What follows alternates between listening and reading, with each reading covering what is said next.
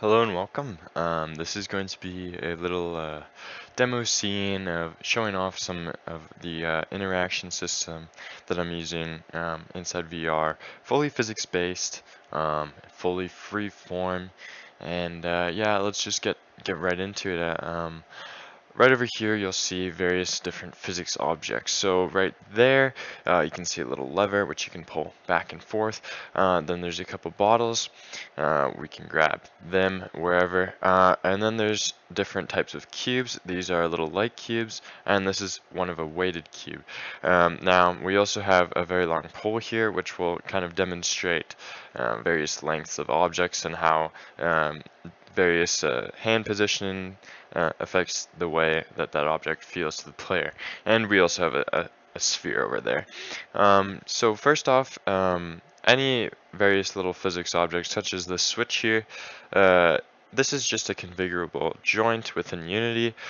So the hand posing system works with any configurable joint. The hand posing, as you can see, is automatic. I can grab at any point on this object, and it will automatically pose the fingers to that area, and it will also move the object accordingly, depending on where I have my hand. If I have it down here, I have to move it a bit less, or a bit more, sorry, and then up here, I have to move it a bit less. As you can see. And then with the bottles, this is just your standard mesh collider. The collider is kind of off the object a little bit, so this shows basically how the hand is forming onto the object. All I did is put a simple rigid body and a mesh collider on this bottle right here, and I can pose my hand along it in any direction, in any way. I can also grab with two hands, as you're seeing here. I can move it any which way, and it all works perfectly. And I can even go ahead and throw that just like I did there. I can hold it like that and throw it, and it's very accurate throwing, and it feels very nice to do. Next up here we have the cubes. Same thing with the hand posing. I can move it any which way. This one has a little sound on it that you're hearing when it hits an object or anything. But yeah, you can move it any which way. You can even move around with it. It doesn't lag behind the player or anything. I can keep moving it around while I'm moving and everything, and that all works. Yep, we can even go ahead and stack these cubes here if we'd like. Oh, the hands also can interact just by doing a simple one of these little punches.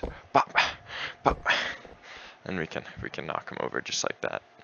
Now we have a bit of a weighted cube here. Actually, let me go ahead and pick one of these guys up again, just to show the different weights and how that affects the hand. So this is a very light cube with a mass of 1 kilogram right here. This one is a cube with a mass of 2 kilograms. Now the mass values are a bit off for this demo. However, it still will show the correct way the hand operates.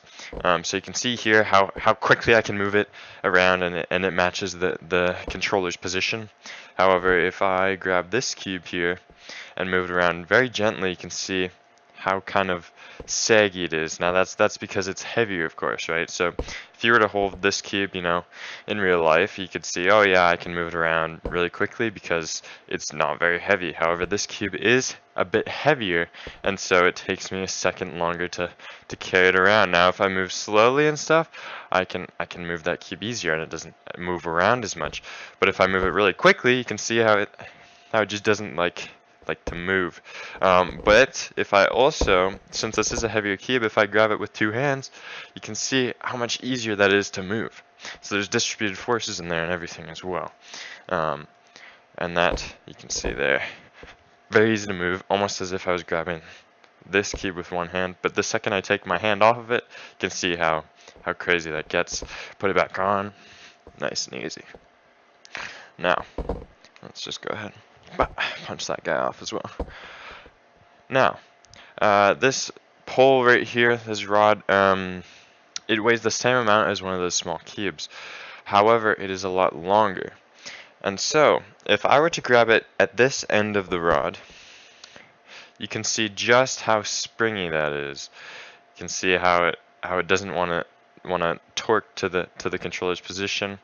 I should mention also all the hand movements and everything is fully physics based, so it adds force basically to the hand to get it to the controller's position. So as you can see, it's really saggy if I hold it there. However, if I were to grab both this end and that end, let me just get a better pose there. This end and that end, you can see now. Oh, well, the joint broke there. There's joint break forces as well. But you can see just how easy that is to move around. Yeah, and even if I grab it in the center here, you can see just how much better it rotates as well, because I'm holding it in the center, of course. Sphere, this is the same thing. You can grab any objects, of course, with it. You can see just how it's working here. Distributed forces, yet again. And yeah, it all works very well, very nicely. And yeah, that pretty much sums up the whole interaction system. There's a bunch of other features you can do with it, like index support, where the fingers are free, kind of flowing with your hand, as well as Quest hand tracking support. That is also on here. I just don't have a Quest to demo with at the moment. But yeah, thanks for watching.